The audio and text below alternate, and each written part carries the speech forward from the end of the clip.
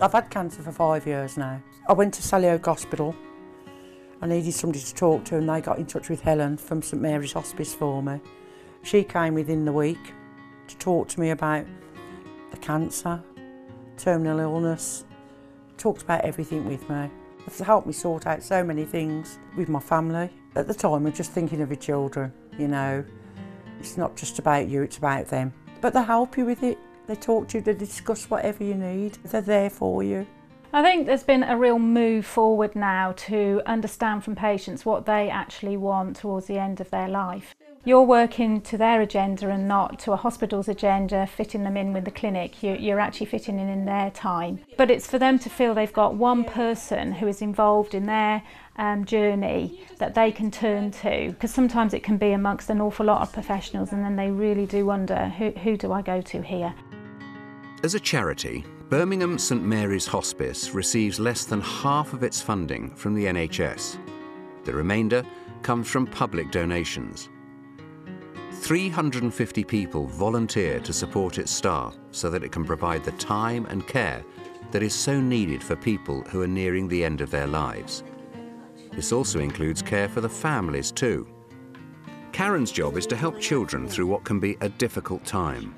From the minute somebody becomes a patient at St Mary's, that we work with the family, and I have worked with families for some 2 years on occasions before the parent has died, and so I think that it is quite unique what we do here.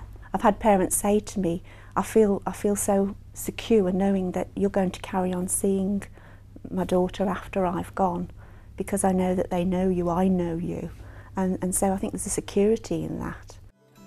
There are times when people need a little extra help, be it for symptom management or simply to get to know other patients who are going through similar experiences. Birmingham St Mary's also offers a day hospice that provides for these needs and which people can visit on a short-term basis. For longer stays, respite, or if carers simply need a break, there's the inpatient unit. If a wife's been a carer of her husband, she gets to become a wife again for a few days while the husband's in the hospice. And all of that could take place in the hospital, but there's so much more happening there and there's so much less time per patient. And I think that's, of everything, I think we've got that bit more time to deal with those things that they haven't had the time to deal with in the hospital. This is Bob. Although he's cared for at home right now, he knows that at some point he'll most likely be admitted to the hospice's inpatient unit. If you want to go home after a while, the hospice will support you in whatever way they will get stuff sorted. I would advise someone to come in for a day first, and then they can get the atmosphere that's here. They can walk about with one of the nurses and see how friendly it is, how fun they can make it. It is an experience and it is really, really good. I mean, I didn't want to leave when I was in. Patients come in and out for symptom management.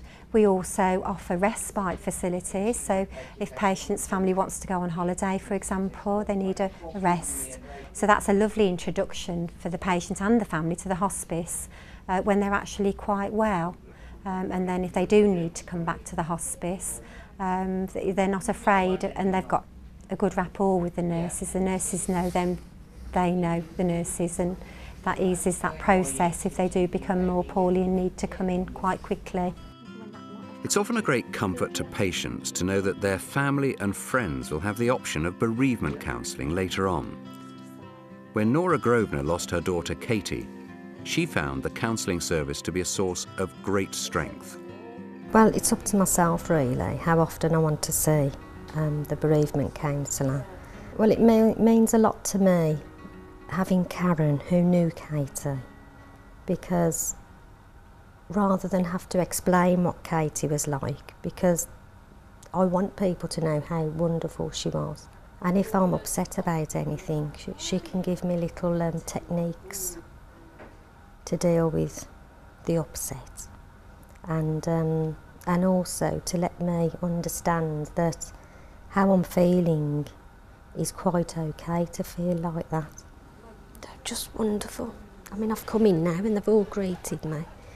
as I've come in, the different nurses, they were just wonderful. You know, and Katie had a great time with them here in the first few weeks that she was ill. But for 2 years we didn't have that. And really, it would have been a help. And I think if people understood that the hospice can help them so much. The hospice also has links to various leaders of different faiths in the community who provide spiritual counselling. This can often be a make or break factor in deciding whether to stay for many people, especially those from hard-to-reach communities. Anybody and everybody is welcome here. They tell us how they want to experience the services that we give them.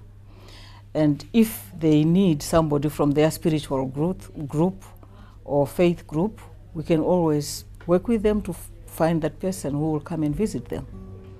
The hospice is a service of immeasurable value to everyone it touches, but in order to keep it going, it needs your support. Whether you can donate your time as a volunteer, or if you can make a donation through fundraising, you'll be making a huge difference to people's lives across Birmingham and Sandwell.